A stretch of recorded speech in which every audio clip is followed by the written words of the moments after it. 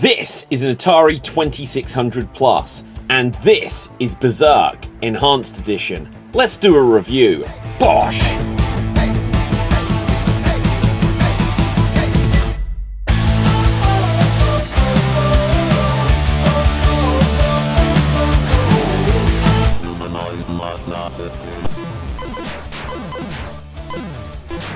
With the launch of the Atari 2600 Plus came the release of a few new cartridges from Atari. One of these is a new version of Berzerk, which is a franchise that Atari recently acquired, but one that has been around almost as long as Atari has itself. This release is an updated version of the original Atari 2600 game, and now allows the enemy robots to shoot at you in diagonal directions, and also adds some speech on the cart, which was wild for an Atari game back in the day. In the game, you play as a little guy who is trying to survive as long as possible whilst fighting off wave after wave of evil robots. The guy you play as doesn't appear to have a name, at least not one that is said in the game, and as the new Atari 2600 Plus carts come without instruction booklets, the only info you get is what's on the back of the box. Now, one thing this does tell you is that the leader of the robot gang is the evil Otto, and once you meet him, you'll realise that he is just a giant bouncing smiley emoji. This is a really old game, so don't expect the story to be that deep or things to make much sense. I mean, of course the main boss is an undefeatable giant bouncing emoji, yeah. The game has several modes which can be selected with the Game Select switch that you'll have on old Atari systems, and whilst I've tried a few of them out, I'm not really sure what the difference is between all 12 different modes. Once again, this may have been where an instruction booklet would have been handy. It certainly does seem like the initial mode doesn't bring out Evil Otto, but that some later modes do. Now, a cool thing to think about with Evil Otto in a modern context is that he is a very early example of an unkillable stalker character like you'd have with Nemesis or Uncle Jack in the Resident Evil games, or a stalker-like character that you'd get in games like Friday the 13th or Dead by Daylight. You cannot defeat him, and you just have to run. And he runs just as fast, if not faster than you, unless you work out tactics about running diagonals, seems to speed you up a little. The robot enemies can be defeated, and truthfully, they're a little too dumb. If you walk into a wall, you instantly get electrocuted as if it were an electric fence. Fair enough, and this adds to the challenge, but one has to question why this rule also applies to the robot enemies who seem to frequently walk into the walls and kill themselves. I've had half a room's worth of enemies just die without me doing a thing to defeat them. Evil Otto, great name by the way, is a giant bouncing emoji, as I said, and this has a cool but creepy factor to it, although this is in contrast to the X-Men Sentinel-like robots that populate the rest of the game. I like that they seem to have an eye that scans back and forth like security cameras, and although these don't seem to match up with Evil Otto, one cool thing is that when you kill them, there is a split second where they turn into a hollow emoji face before they vanish. The game has no ending, and you just have to survive as long as you can to try to get the highest score possible.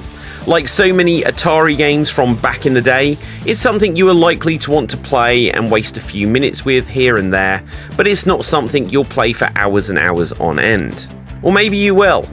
I won't. Look, I do have a few gripes with my experience with this release, if I'm honest. I put the game to the test to capture this footage with my brand new Atari 2600 Plus, and I found that the game glitched out and froze up on me. Outrageous.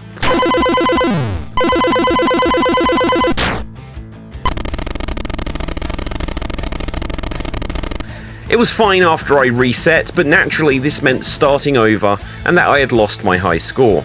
After this, I tried the game on my Retron 77, and I found the game wouldn't load at all. Now once again, there may be some update that you can do, but I don't know, it should work out the box, and it didn't. It was a real bummer, as the ability to have used a save state through the Retron 77 would have stopped me losing all my progress if the cart crashed again. Finally, I tried the game in my original Atari 7800, and whilst the game loaded just fine, it didn't load just fine. I made the discovery that the cart appears to be an NTSC cartridge and would only display in black and white on my PAL region Atari 7800. Now, I'm sure most people who will check out this review will be American Atari fans and not have this issue, but for those who are in the PAL territories like I am in the UK, be warned. Modern Atari have made new carts that will work on old hardware, but they haven't considered that some users may not have a US TV. The good news is that it does display fine on the Atari 2600 Plus that I got in the UK, but this is still worth noting. As an enhanced edition, don't get your hopes up too high. It does add some more challenge that the enemies can now fire diagonally, but as they're pretty dumb except for Evil Otto, this won't cause too many headaches. Evil Otto will chase you around the screen, and it's a shame that the other enemies don't have an in-between AI. The other new addition of voices does add something to the experience, but there has been a version in the past that added the voice already.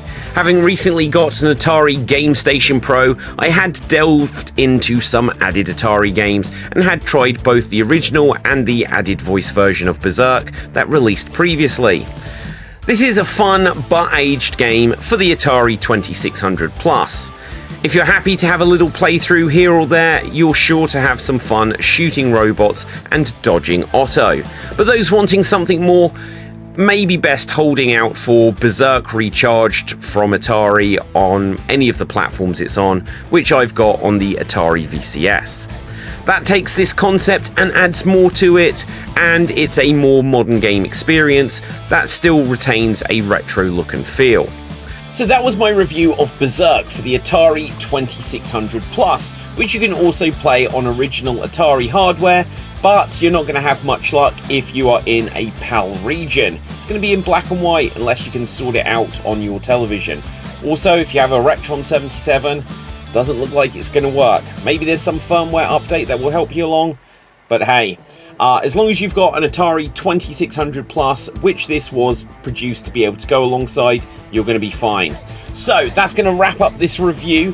I would really appreciate if you would smash that subscribe button on youtube.com/@GeekBattleGaming. Do check out all of the other YouTube channels we've got, including the regular Geek Battle one, just for some geeky and nerdy discussion shows and documentaries, and the Extreme Improv show for comedy stuff, and our other channels as well. You can read the written article of this review over at www.xstreamed.tv/gaming, and I'd appreciate if you check any or all of these things out, or none of them. It's up to you.